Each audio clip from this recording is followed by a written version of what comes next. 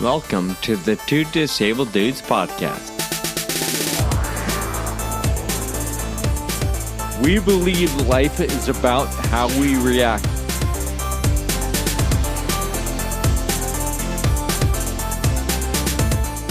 Welcome to the Two Disabled Dudes podcast. Sean, you were recently here on the East Coast for the FA Symposium. What did you think of that? Absolutely loved it. The weather was fantastic, but I've got mixed feelings on Philadelphia. I've been several times, and at least two of those times were not great experiences for me. One time, I fell in the worst injury of my life, probably. Inpatient rehab for 3 weeks, hospital surgery. It was just not exciting. And then more recently, I went to Philly to go to the doctor because of the bike accident. So, a lot of great people in the area.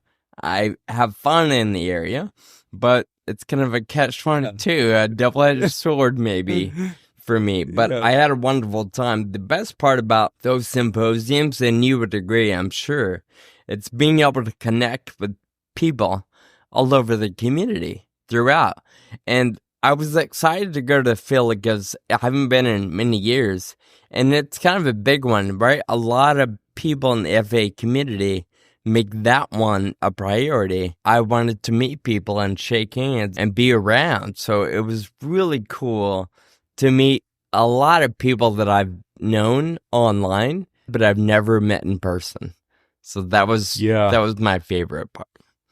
Yeah, it was really special. More people than we'd ever had before, by a lot. A lot of it is new families, which is an incredible thing, and also an unfortunate thing for obvious reasons. No one ever wants to hear that someone is diagnosed with FA, but them being part of the community is wonderful. Also, we have industry partners, which is really great as well, because they're all working hard to develop treatments for FA. So, super cool weekend full of lots of momentum. Yeah, an absolute blast of a few days. I know it was a lot of work for you, being on staff at FARA, organizing the ride the day before the symposium. Was it as rewarding for you as you would expect? Or do you ever get to the middle of it and think, I don't know if I want to do this next year? I don't know if I've been that far, but like at 3:00 on the day of the symposium, it's like almost over, almost time to go home. It's like, I'm so tired, I can't even hold a conversation with anyone. That's annoying because I don't want to be that way, right? But it's exhausting. But ultimately, looking back on it, of course, it's the most amazing weekend of the year. Sure. And it's all worth it when we look back on it. Absolutely. Another thing I got to experience was your new van. But before you tell the world all about it, I also want to add this about the symposium. A handful of people said, you don't know me, but I'm so-and-so. I listen to your podcast. I'm a fan. And it's not like we're famous or we're doing big things, but that just made my day every time somebody said that. So I've got to say a big thank you to those of you listening who were there, or maybe at any conference or event we are lucky enough to be a part of. It reignites the reason why we do it, or reminds me why we do this. And it was just a lot of fun being able to meet and connect with people that listen to the podcast and maybe know a little bit more about your story or mine than we think they do. Right. Yeah, that's really, really fun. Awesome. So talk to us about your new van. That's fancy. I picked you up from the airport in it, and the day before, I was like, oh, sweet, I get to drive to the airport tomorrow. And I don't think anyone has ever said that. No. The new van is such a pleasure to drive. A long road to get it. all the driving lessons, the driving school that shut down and I had to start over, and just all the back and forth with paperwork and supply chain and getting the right color and the hitch receiver, all just a lot of stuff. And it's finally here and it's incredible. I've never had a hybrid before. And so it's really cool to try to understand what's going on. Yeah. As far as the electric motor and the gas motor and all this stuff. So that's kind of fun. I went from a 2008 to a 2024. Wow. And it's just light years. Oh, I did love my van, my old van, but it's amazing the difference. I don't remember if we talked about it, but your old van, you didn't even have Bluetooth. Like you couldn't control the radio or answer your phone or anything through the car. Nope. That is mind-blowing to me. Yeah, when I would put directions on, like pull up Google Maps and do directions, yeah, I would stick my phone in the cup holder and that would be my directions. I'd have to like look down. Yes. I think I told you this, that I was using cruise control one day. And the car in front of me pulled off to like exit the highway, and my van sped up, and I was like, "What?" Like I had no idea that was a thing, and apparently it like keeps distance when you put cruise control on, and so there's all kinds of little things like that like I just haven't experienced before, so it's really cool. That's amazing. I'm pretty pumped for you, and I was impressed. It still smells brand new, and I'm sure it will for a while. But I was impressed with how clean and neat and organized your van was. Obviously, I think that's testament to you it being brand new. Next time I visit Philly, probably isn't going to be that clean. We'll see. Everyone who rides in my van is to bring their own trash bag. And they got to bring a few pieces of trash with them on the way. No. It took so long and it was not cheap. And so I'll be incentivized to take care of it. Nice. Well, Kyle, while I was in Philly, hung out a little bit with our friend Alan Thompson. And Alan is the one that told me about something that is the basis of our conversation today. And I'll be honest with you, I've never seen it. I've, outside of the conversation with Alan, never heard of it. So I could be wrong. Alan may have gotten a detail mixed up. I don't know. But here's kind of the basis.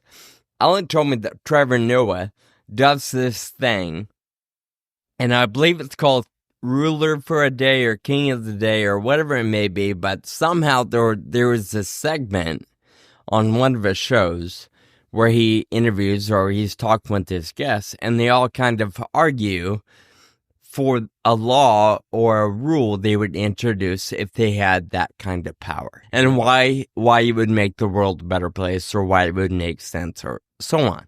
So that's all my context. So whether it's Trevor or somebody else, or whether it's 100% that way or not, that's the way you and I are treating it today. We're going to discuss 3 laws that each of us would institute if we had, godlike or emperor powers that just said, okay, this is what we're doing. We want to keep in the world of ability or accessibility and health and rare disease and so on. So I'm going to throw it to you and give you the chance to bring your first law to session or to the floor. All right. I appreciate what that. What would you do if you could? What would you enforce? Well, Sean, at the symposium, you and I were on a panel discussing travel and accessibility. And we've discussed it on the podcast before as well. And one of the things that really gets me every time that I really, really don't understand, some hotels, you book an accessible room and you get there and they say something like, sorry, we can't fulfill your request because that room is taken. Yeah. And you're like, wait, no, it was a reservation. There's a difference between a reservation and a request. And it drives me insane that they would even think it was a request when, no, it's something you need. Yep. My law would be that if you book a room, it should be there when you get there. That should be a rule. Yep. I'm with you on that one. I 100% agree. And anybody that argues against it, I disagree with them. I don't care what the reasoning is. But, to play devil's advocate, what's going through my head is, I think about either at my job or at pizza joints or whatever, you call ahead, you order a pizza, and then you never show up for it.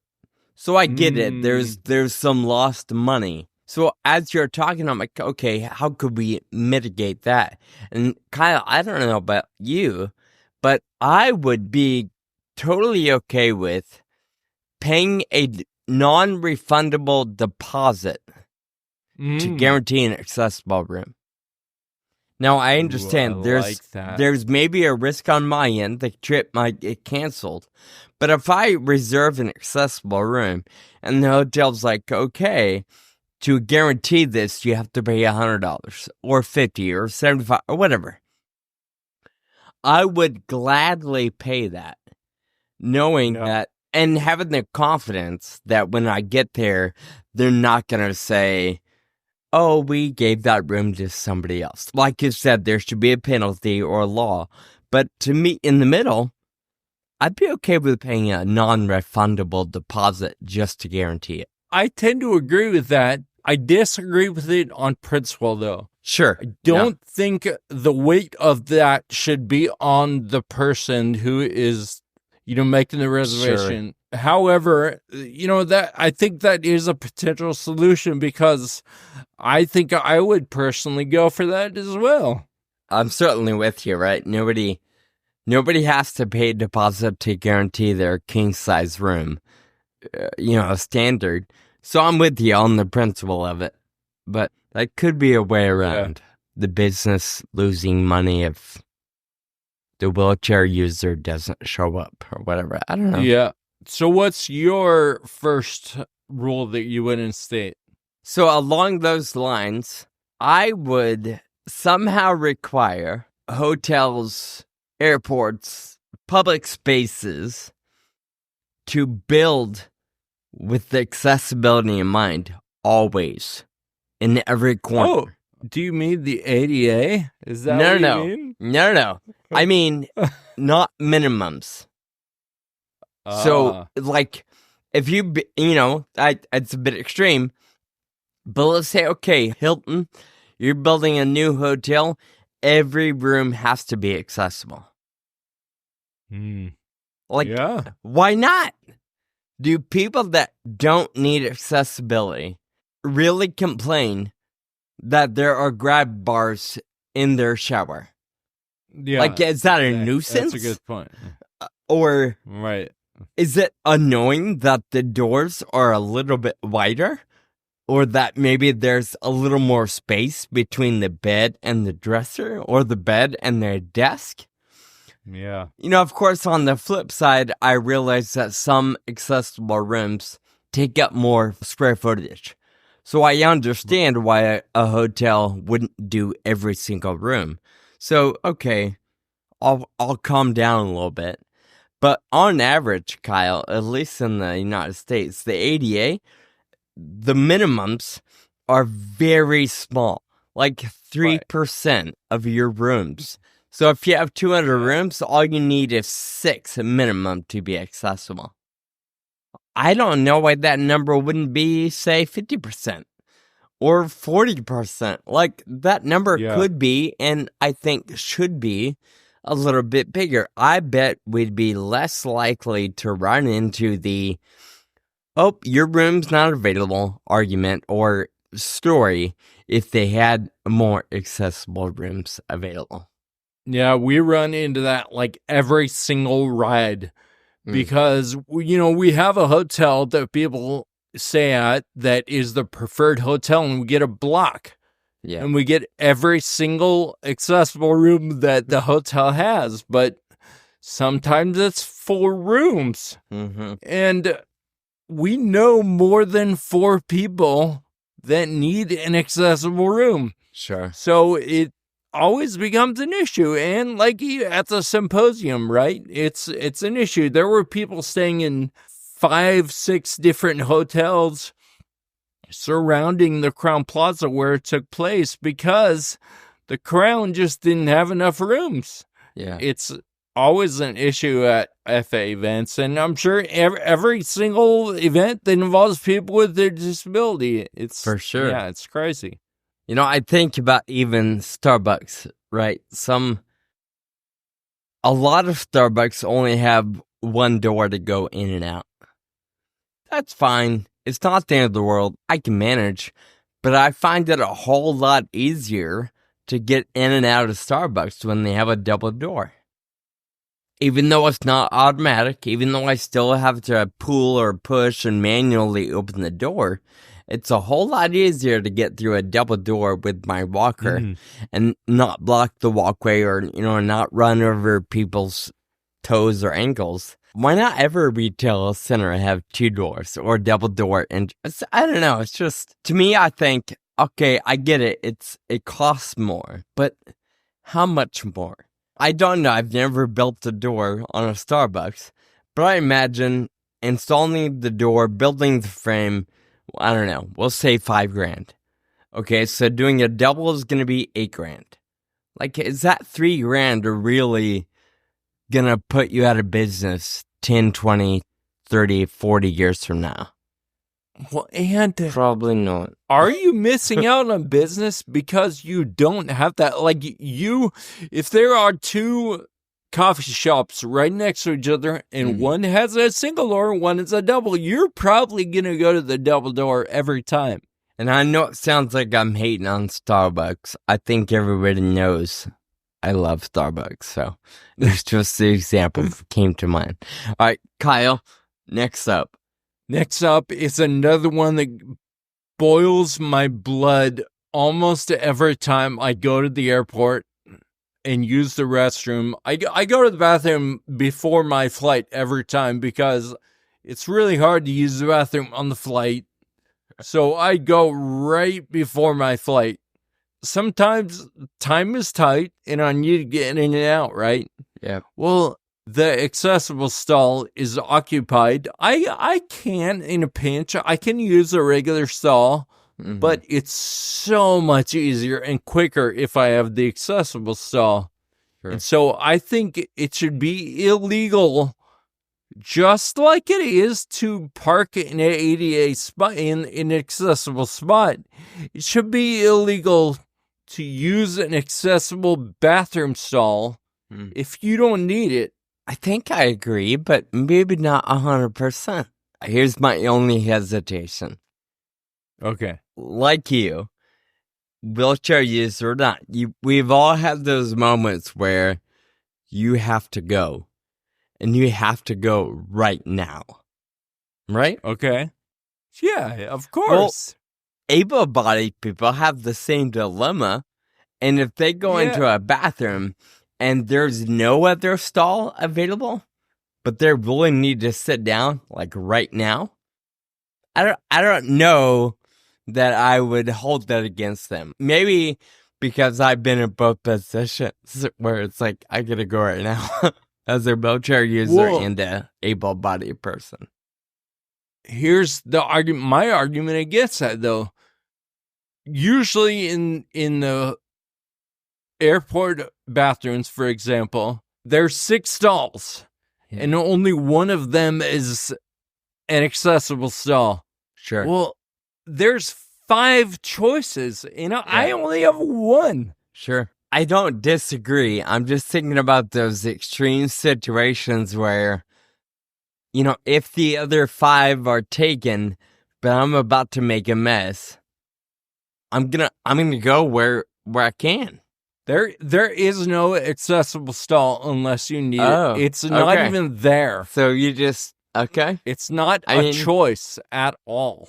Someone's going to squat in the corner. Yeah, you can't use the accessible stall. Yeah.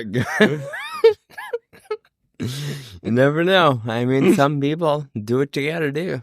Well, somewhat in relation to that, my second law would be to somehow install technology on both vehicles and parking lots that would make it impossible for an, quote-unquote, unauthorized vehicle to park in the accessible stall or to cross the line in a hash area. I forget what they call that, but you know, the area that's designed for ramps or whatnot. Yeah. I would somehow, I don't know if it's, you know, Bluetooth type sensors or cameras or whatever it may be, but it would be impossible for everyday cars to even be able to pull in there.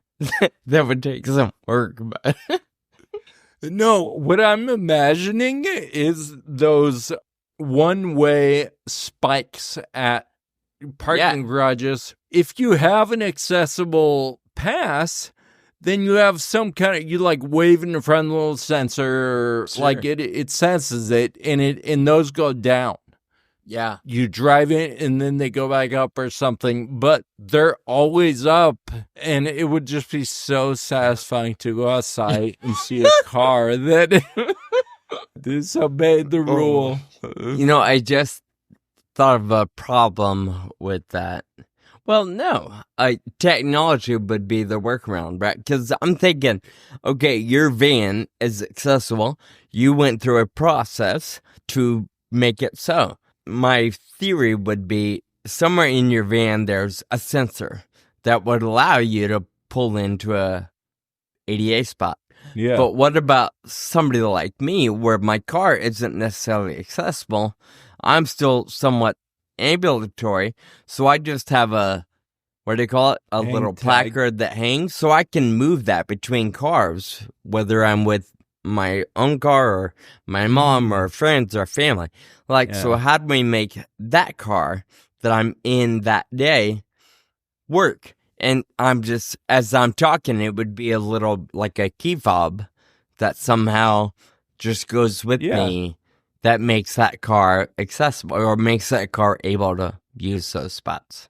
Or the sensor is embedded into the hang tag, right? Yep. So you could move between cars. Yeah, I feel like for this one, we're going to need Elon's help.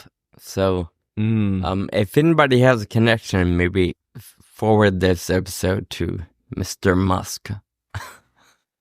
It's all you. A third one?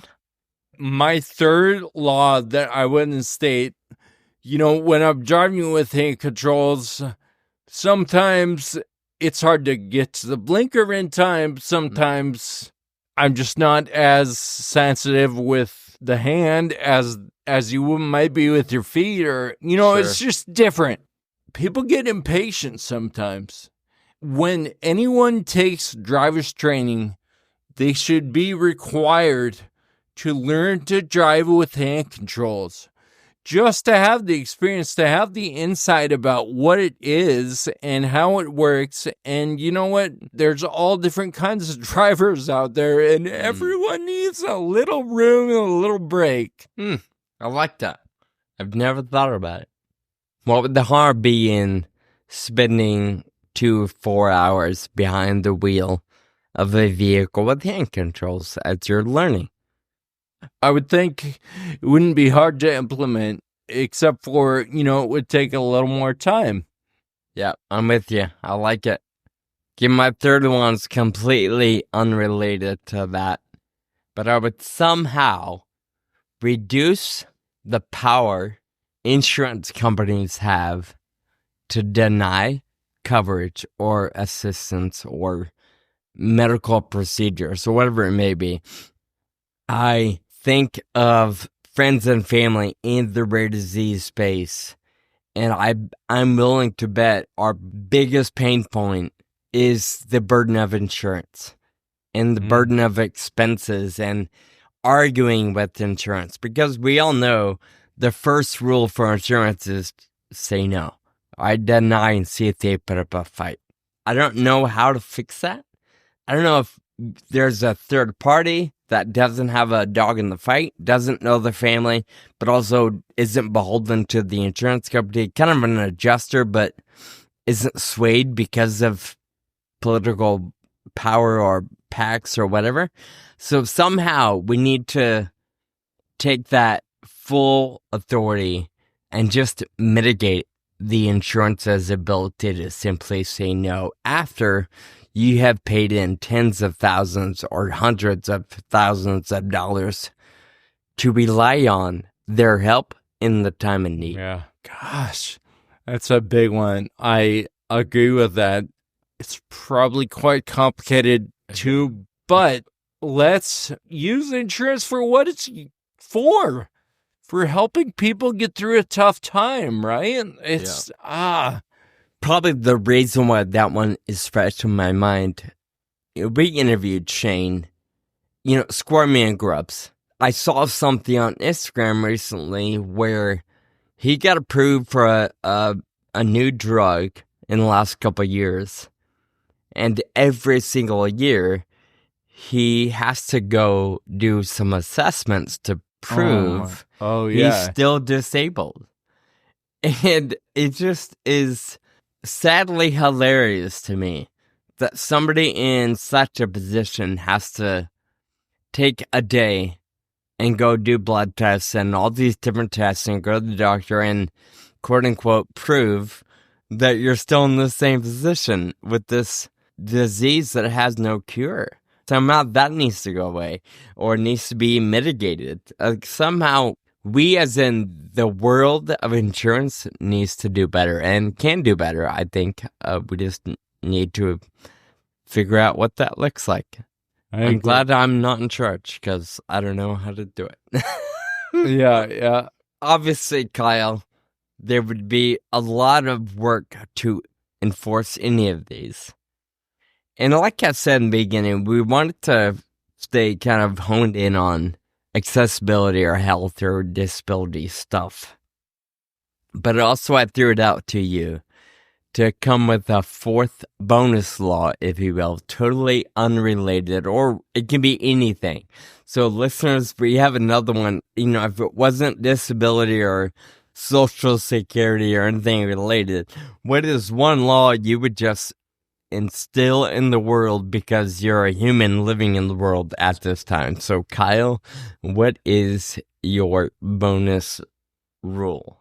My head was in the accessibility and disability space. Okay. I've heard of these programs, and I think I've talked about it on the podcast before, where maybe a school will get a bunch of wheelchairs and all the teachers will be in a wheelchair for a day. Mm. Well, I think there should be a national day where every single person is in a wheelchair. Obviously, that would be a lot of wheelchairs. However, wouldn't it be wonderful if we all just could, I don't know if celebrate is the right word, but honor that day and everyone is in a wheelchair to just experience what it's like and all the little things that are involved in trying to gain access. I am with you on that one. We take our abilities for granted. We don't think about what it takes to go upstairs. We don't think about what it takes to grab a drink of water. We don't think about what it takes to open the oven and pull your dish out. And if we could somehow limit, even just for pretend, for a day or even a couple hours, I think that would be eye-opening. Yep. My bonus law. Well, shoot, now that you've said yours, I'm thinking of another one. But I'm going to stick with the original that I wrote down. My bonus law kind of goes back to your idea of everybody drive with the hand controls because people get mad and, not gracious, they lack graciousness on the road, impatient, whatever.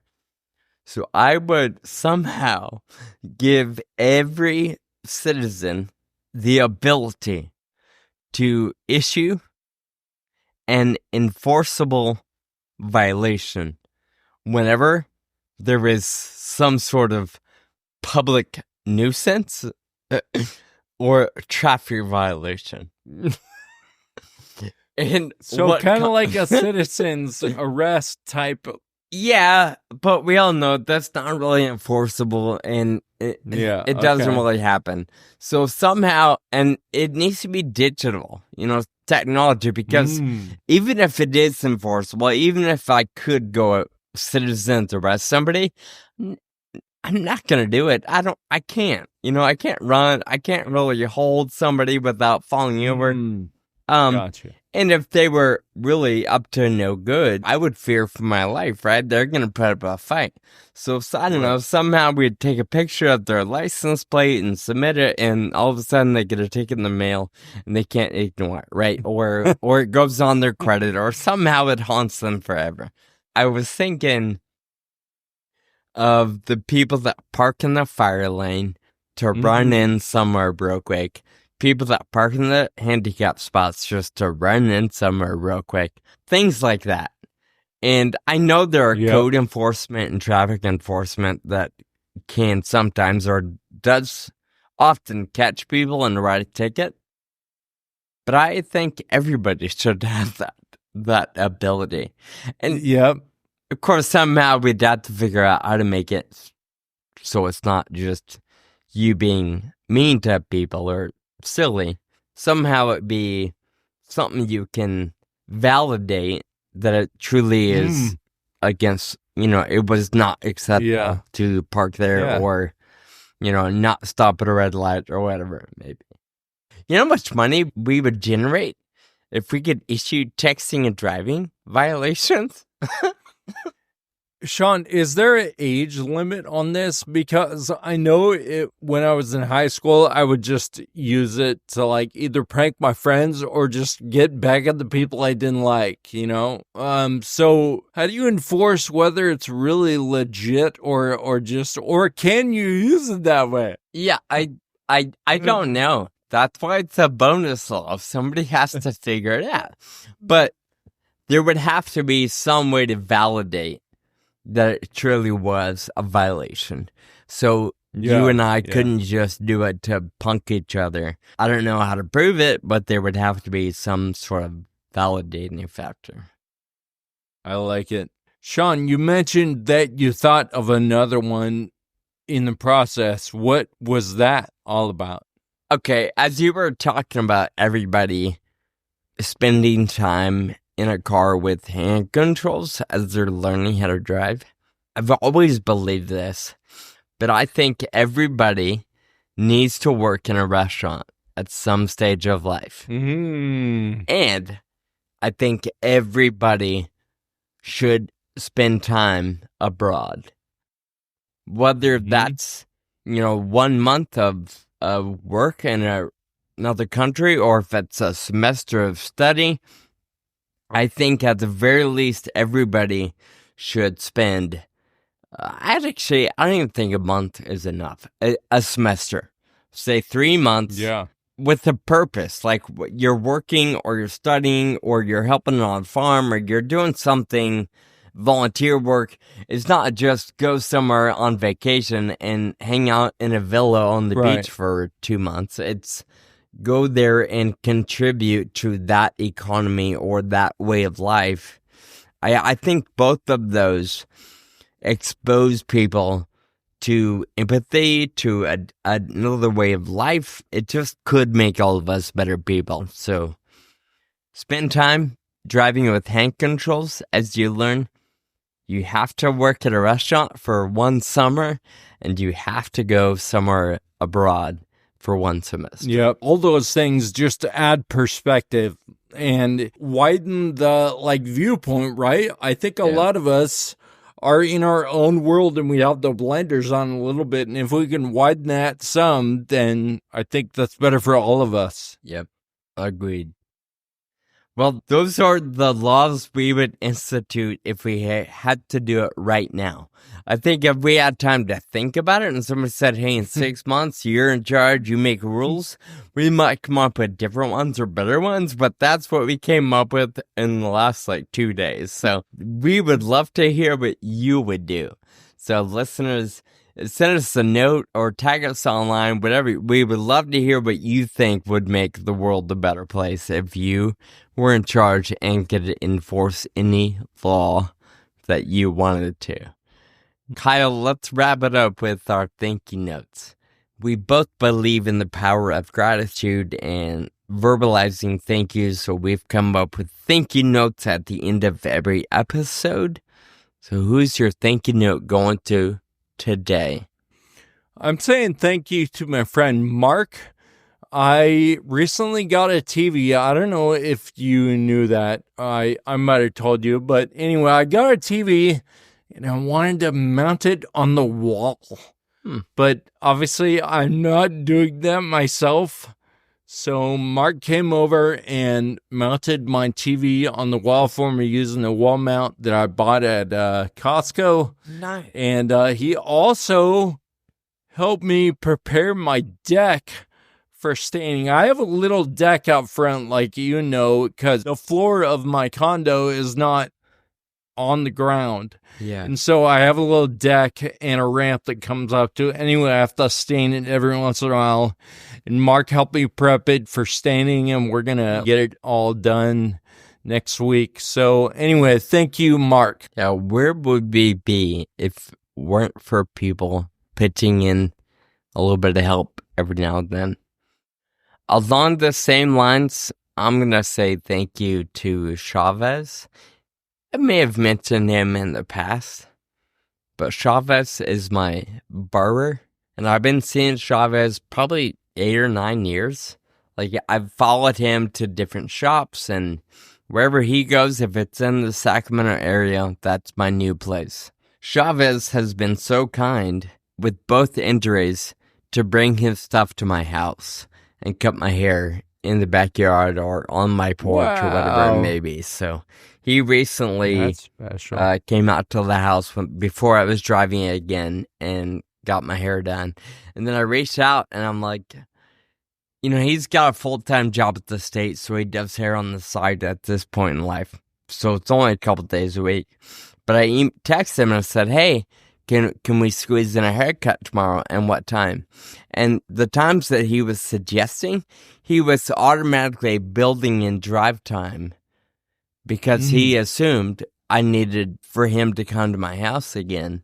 And it was just great to know that he was already in that space of, I'll come to you if that's what you need. And it turns out I didn't need it, so it was easier to go to him. And I'm doing that now, but just the fact that he was willing to go the extra mile and not charge more. It's not I'll do it for $20 or whatever. It was just part of the service he provides. So, Chavez, thank you very much.